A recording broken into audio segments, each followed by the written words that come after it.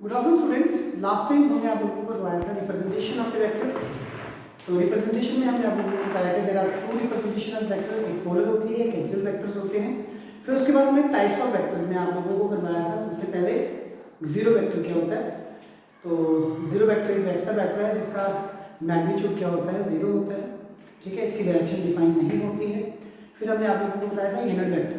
तो unit vector क्या होता है, जिसका मैग्नीट्यूड 1 होता है and always directed along the direction of the given vector. आज हम उसी के ऊपर कुछ न्यूमेरिकल्स को निकालेंगे। जैसे देखिए क्वेश्चन नंबर फर्स्ट आया है हमारा, इफ हमारे पास कोई एक वेक्टर है, वो आता है i + j + k नेगेटिव। ठीक है, हमारे पास कोई एक वेक्टर है तो वो कहता है कि भाई फाइंड करिए। क्वेश्चन में पूछा जाता है फाइंड यूनिट वेक्टर, फाइंड ए क्या है, क्योंकि आपको मैंने बताया था कि सर इसकी रिप्रेजेंटेशन कैसे होती है। तो यहाँ पे हम सबसे पहले निकालेंगे फर्स्टली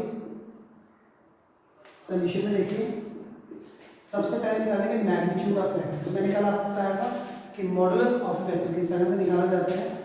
तो इसको लिखना है वेक्टर में, इसका कोएफिशिएंट 1, इसके कंपोनेंट 1, तीनों का कंपोनेंट क्या है 1 का स्क्वायर, 1 का स्क्वायर प्लस 1 का स्क्वायर। ये कितना आ गया 1 + 1 + 1, ये आ गया √3, स्क्वायर रूट ऑफ 3। तो देखो आपको पता है, देखिए सिंस आपको पता है कि भाई जो यूनिट वेक्टर होता है वो क्या होता है, वेक्टर अपॉन वेक्टर का मैग्नीट्यूड। ठीक है, तो वेक्टर क्या है हमारे पास, वेक्टर है हमारे पास i + j + k। हमारे पास ये मिल गया i + j + k, नीचे मैग्नीट्यूड कितना मिल गया √3। तो इसको लिखेंगे 1/√3 i, 1/√3 j, 1/√3 क्या मिल गया k। तो ये आप लोगों का यूनिट वेक्टर आ गया। क्या आ गया, यूनिट वेक्टर। तो इसमें आप लोगों ने इस तरह से रिप्रेजेंटेशन की है। इसमें आप लोगों के पास एक वेक्टर है, आपने सबसे पहले उसका मॉडुलस मैग्नीट्यूड निकालना है। मैग्नीट्यूड निकाला आपने, जैसे मैग्नीट्यूड निकाला तो आपको पता है कंपोनेंट का स्क्वायर होता है रूट के अंदर, तो ये वैल्यू आ गई √3। तो यूनिट वेक्टर क्या होता है, वेक्टर अपॉन वेक्टर का मैग्नीट्यूड। तो मैग्नीट्यूड कितना था √3, ये आप लोगों का मिला आपको यूनिट वेक्टर। अब इसके ऊपर हम और एक एग्जांपल करवाएंगे ताकि आप लोगों को क्लियर हो जाए।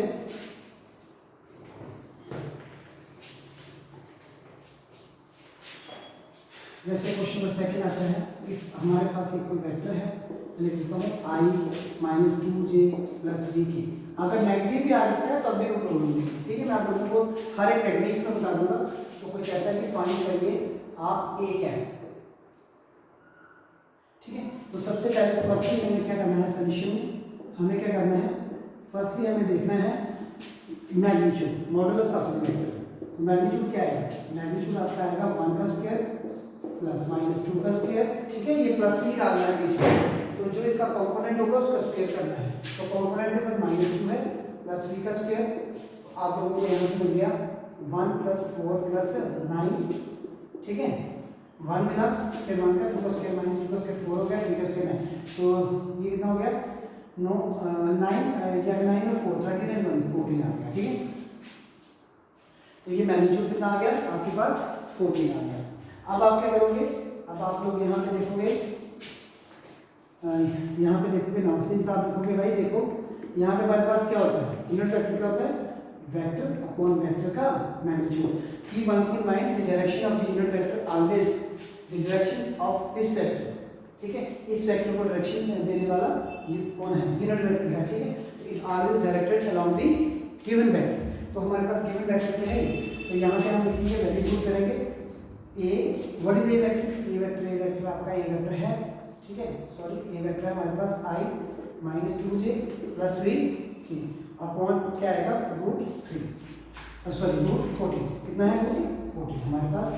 तो इसको लिखेंगे A vector is equal to 1/√14 i - 2/√14 j + 3/√14 k। ठीक, तो इस तरह से आप लोगों ने क्या निकाला, यूनिट वेक्टर निकाला। तो दोबारा देख लीजिए यूनिट वेक्टर का कंसेप्ट आप लोगों ने पहले वेक्टर का मैग्नीट्यूड निकालना है। मैग्नीट्यूड निकालने के बाद आपने जो भी निकाला उसका कंसेप्ट लिखना है। कितना लिखना है, A vector is equal to vector upon vector magnitude. तो ए वेक्टर आप लोगों को मिला a - 2j + 3, जो भी हमारे पास वेक्टर था, जो भी हमारे पास वेक्टर था वो ये है। ठीक है, और उसके बाद हमने क्या किया, ए को लिखा, हमें पता है कि जो वेक्टर यूनिट वेक्टर है वो इसके इक्वल होता है वेक्टर अपॉन वेक्टर मैग्नीट्यूड, तो हमने लिखा वेक्टर का मैग्नीट्यूड लिखा, वेक्टर मैग्नीट्यूड कितना 14, तो सॉल्व करके आप लोगों का आंसर है, क्या है आंसर। इसी के ऊपर मैं एक दो क्वेश्चन आपको बोलता हूँ, ट्राई करो इसके ऊपर कैसे मैं लिखता हूँ आपको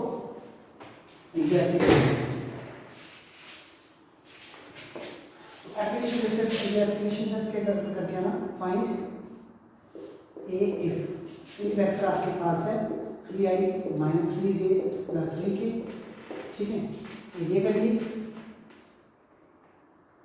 बी वेक्टर आपके पास 2i - 2i - 3j + 5, ठीक है, तो ये आपने इसका यूनिट वेक्टर निकालना है, फाइंड करना है, इसको ट्राई करना है, ठीक है। अब हम करेंगे आपका नेक्स्ट टाइप, अब ये हमने आप लोगों को करवा दिया यूनिट वेक्टर करवा दिया, मॉडुलस ऑफ वेक्टर करवा दिया, जीरो वेक्टर करवा दिया। अब आप देखिए नेक्स्ट है हमारा what is mean by position vector, fourth type है पोजीशन वेक्टर क्या होता है, पोजीशन वेक्टर क्या होता है, तो देखिए पोजीशन वेक्टर एक्चुअली में क्या होता है, पोजीशन वेक्टर क्या होता है, vector drawn, a vector actually क्या होता है, vector drawn from the origin, ठीक है, vector drawn from the origin to that point जहाँ पे वो आपका पार्टिकल होगा, ठीक है, ओके।